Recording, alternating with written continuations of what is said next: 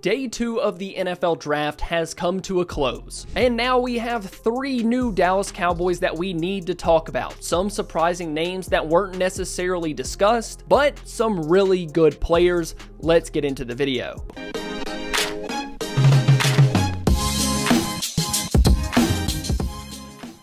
A name that was not as heavily linked to the Cowboys was Marshawn Kneeland. I think the reason he wasn't discussed more was because of his average draft position. Dane Brugler had him rated as his 32nd overall player in this draft. Yes, 32nd overall. But because he was kind of a late first rounder, early second round guy, he was kind of in that gray area where he wouldn't get to Dallas in the second round, but he wasn't really worth taking at number 24 overall. So Marshawn Kneeland kind of got lost in the fold when talking about potential Cowboys players. Not to mention he was Dane Brugler's 5th overall edge in this class. And there's a good reason for it. Off the bat, you notice the NFL frame, standing at 6'3", 267 pounds. He's a guy that plays with tenacity you don't really see on this Cowboys defense right now. The hands are violent and heavy, he's a high motor guy with really good power, and the raw skills to be a dominant pass rusher one day. But off the bat, this guy is someone that can come in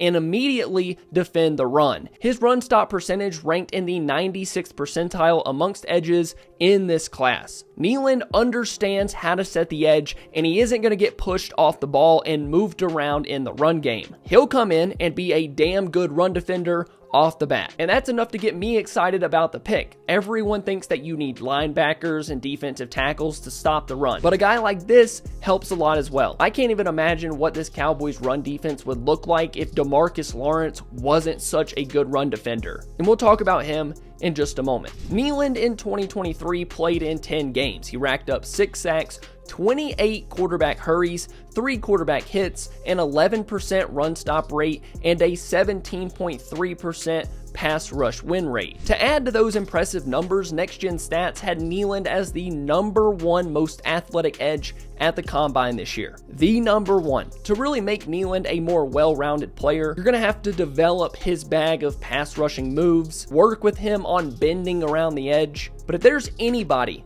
that I trust to develop a defensive end, it's Mike Zimmer. But right now, Kneeland is a rotational piece in 2024 and a potential starter in 2025. You just can't be mad at this pick because this team needed it. Dorrance Armstrong and Dante Fowler walked out the door this offseason. You needed bodies at the defensive end position now and in 2025 because there is uncertainty surrounding DeMarcus Lawrence and his future in Dallas. His contract ends after 2024, and if he's gone, you literally have Micah. I like the pick. It wasn't necessarily what I was thinking it was going to be, but it was a pleasant surprise. Now, let's head on to the Cowboys' second pick on day 2 in the 3rd round. And remember, this was the 73rd overall pick in this draft that the Cowboys got from trading back to 29 with Detroit. And with the 73rd pick, the Cowboys selected offensive guard and center Cooper Beebe from Kansas State. I think Beebe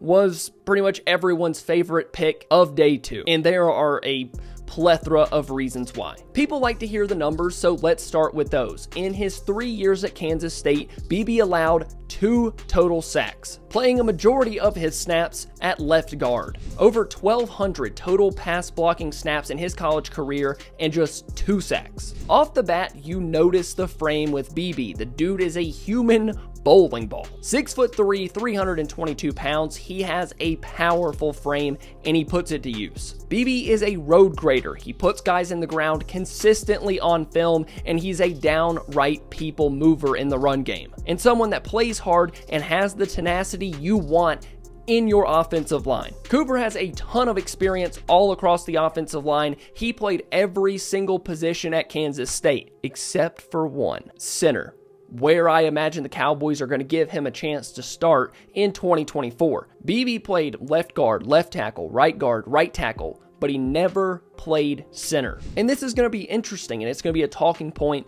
this offseason. Is Cooper Beebe the favorite to be your center in 2024?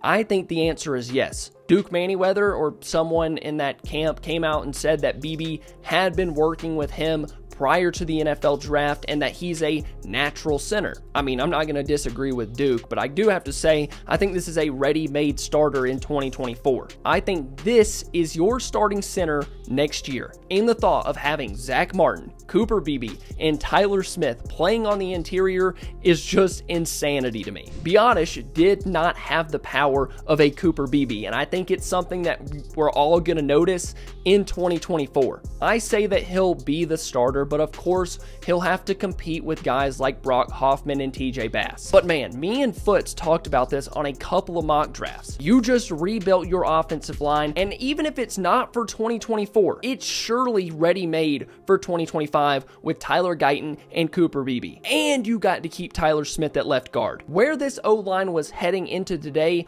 versus where it is now, completely different. And while Beebe might not add the most athleticism to this group, my goodness, the power that you have on the interior right now is insane. Martin, Beebe, Smith. And now I have to wonder if this pick made them look another way with their next third-round pick. Because we thought coming into today that the Cowboys wanted to grab a running back. But Jonathan Brooks went really early to the Carolina Panthers, and the Cowboys had a chance at Trey Benson in round 2. They passed on him, and Benson went right before their pick in round 3. Yes, I'm a little salty. But I say that because maybe with a better offensive line, maybe you don't feel the need to spend a top 75 pick on a back now. A running back by committee behind this offensive line will work. But with their last pick until number 174 tomorrow, they took Marist Liufau, Notre Dame linebacker and 2-year starter.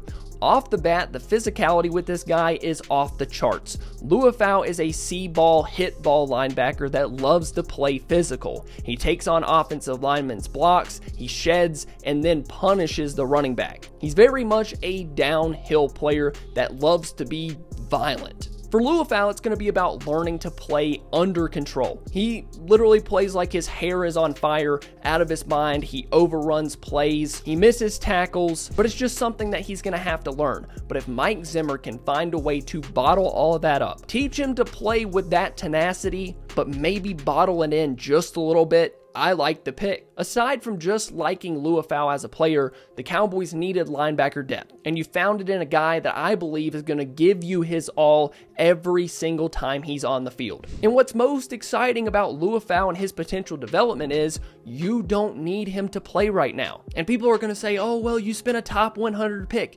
Yes, they did. If I came away with one thought from today's picks, it's that the Cowboys wanted to get more physical, and they did. And what is something that we consistently said with this team for the past few years? They're all about finesse, especially on the defensive side of the ball. But let me know what you guys think about the picks down below. Give me a grade from A to F. Make sure you leave it down in the comments below. Thank you guys so much for watching the video. If you enjoyed, please make sure to leave a like and subscribe to the channel. I love you all, and I'll see you next time. Bye.